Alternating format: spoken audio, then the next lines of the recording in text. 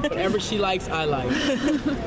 So tell his glasses are really beautiful. They are. I just got them in Paris, so I'm kind of geeking over. Is it sunny out or is it? Even if it's not sunny, I've got on shades. It's my superhero alter ego. It's named Shades. I think it'd be a cool character. Today I get to work with Jack with his sunglasses. No, you. Oh, yes. I'll take that comparison any day. That's awesome. Hi, guys. Hi. So you guys have seen the show, right? Yes. No. Most of us, we've seen it. So 2 of us have. Oh, I have. And you Yep, have 2. 3 of us have seen the show. I ducked out a little bit early right before the Q&A started. But I had press earlier, so I was. Okay. Understandable. Well, what you missed at the end, how soon did you duck out? just before the Q&A started. So, did you see the end? Of the pilot? Yeah. Yeah, I watched the whole pilot, yeah. We don't mind that you weren't here. Because we're talking to you now. Yes. Exactly, at the time. So what did, like, the audience reaction, how was that? Like, just to watch it in front of... The audience reaction was electric. I mean, all the laughs at the right moments. You know, I think the audience went on an emotional roller coaster, which is what we want the audience around the world to experience. Highs, lows, colors, diversity.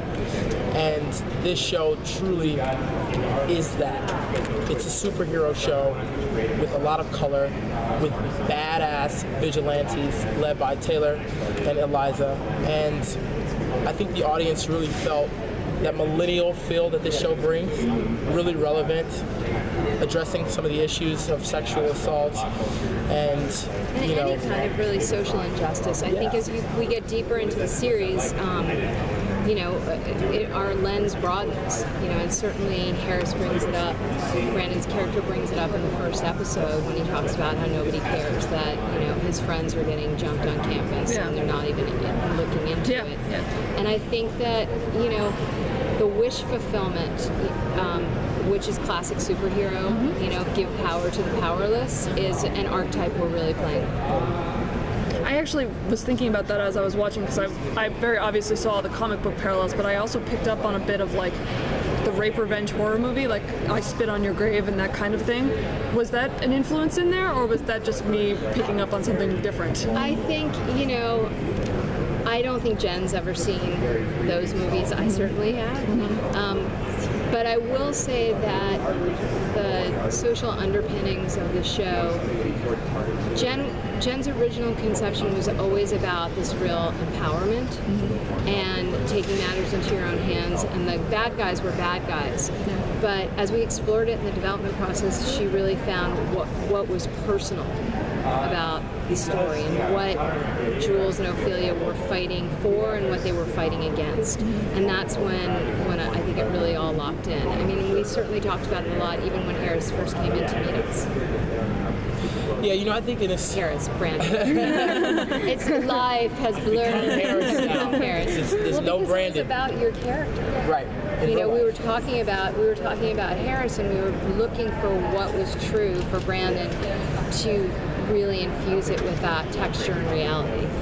And yeah, it was a true joy expounding upon the qualities that are in my life, like coming from a rough environment, growing up in South Central LA, one of the worst neighborhoods in America, seeing death 11 times, but still being resilient. And I think that quality is ever present in Harris, which is that resilience, that humanitarian aspect that says the same thing that I say, which is the law of relativity. Any situation that happens, there's a relative reason. So let's not be reactive, let's be proactive.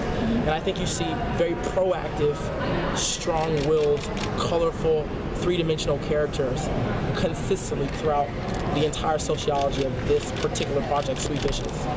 And it really becomes a world of its own. And I think that's the exciting part, is as a viewer, you feel some of your own realities being woven into it, as well as being exposed to things that you would never imagine, and you find ways as a viewer to cope with it and find your voice.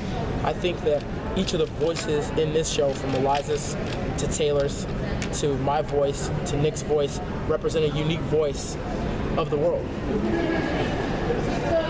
Do you feel like this has like a comic book vibe to it? Do you think comic book fans will really enjoy this, and what do you think they would enjoy I mean, about I it? hope so. I think, look, in the best of genre storytelling, it always has a layer underneath it of truth, or the things that we relate to, or the things we're frightened of, or the things that are not getting played out in a zeitgeist way. And I think those are the traditions that we're certainly playing off of, you know? So I hope so, because we love those movies and TV shows. So we hope that you know, so that it's certainly accessible in that way. And what did you think? I thought so. I mean, it had a very much kick-ass vibe in Yep, a way. and that was by conception. Yeah, and it was really cool, but it feels different in a lot of ways too, which I really like about it. It feels very original, and you said at the panel, like it has like it has that college story that I don't think any TV show really has right now. No. And an interesting thing about that, actually, our friends at MTV and our executive, Mina Lefebvre, in the original pilot, we were further down in their lives, and there was a flashback. And MTV bought the spec script that Jen wrote that I developed with her, and they said, "We love it. Can we make the entire show set in the flashback? We're interested in the origin story of the superheroes." And so, what was maybe, a third of, we used to keep flashing back to how they met, became the origin series. So we really know where we're going because we started there. And this, it just gave us a much stronger foundation from a character and thematic standpoint. That's awesome. Can't wait. Thank you. It's very cool. You guys spreading the word will allow people to actually know that it exists, so that will help us get there to knowing where it's going. And we appreciate, you guys taking the time to view this project and talk to us. It's exciting. Off of that, what would you say, because superhero shows, that's kind of one of the hottest things right now, and so they're popping up on all these different places. So what would you say sets this particular series aside, and why should people be giving, the time and tuning into this one over something, more established? What makes this one, unique, the voice you're giving it?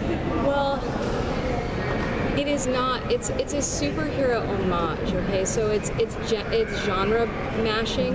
So it is unique. It's it's a college show, and almost like an indie 90s movie meets a superhero show, meets Kick-Ass, meets social justice with really strong emotional and thematic underpinnings. It's about something.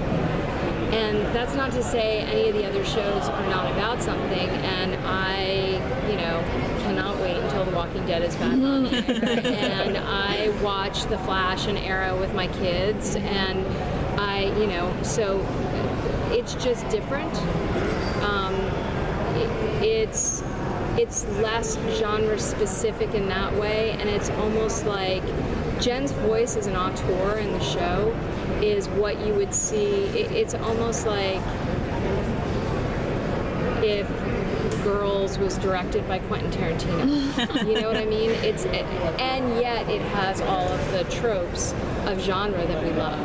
Yeah, I definitely think it's the best millennial perspective of the superhero lens in a very innovative way.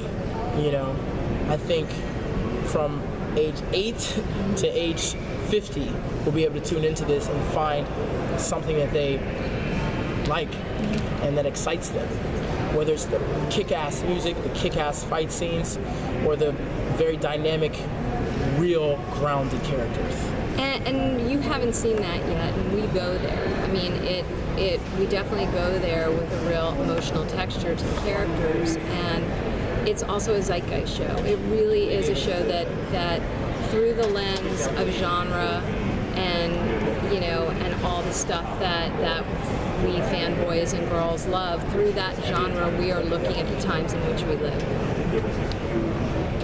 I don't know if that answers your question. Oh, yeah, that's great. I know they gave us the 1 minute, so just for fans who aren't aware, can you just tell us just briefly about your character so we can kind of give them that bit of... Definitely. Harris is the humanitarian. He's the Obama of SweetVicious. He comes from a very rough background, single mother, and he's really trying to make a name for himself. This means the world to him.